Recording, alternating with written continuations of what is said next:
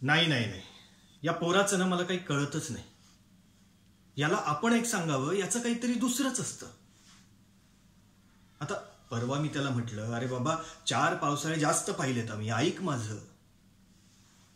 त्यावर तो मला काय म्हणाला की बाकीच्या ऋतूंमध्ये तुम्ही कुठे होता, हे असं. काका म्हणून ना माझ्या शब्दाला काही किंमतच उरली नाहीये. जीव तिळतिळ तुटतो याच्यासाठी. नाही, त्याला याची जाणीव नाहीये असं नाहीये, पण आपल्यालाही वाटतं ना की आपल्या माणसाने ऐकावं, आपल्या मनाचा थोडा विचार करावा.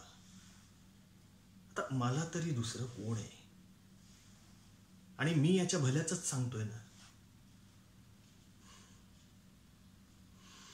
नाही, पण आता मी ठरवलंय, बास झालं, खूप झालंय सगळं.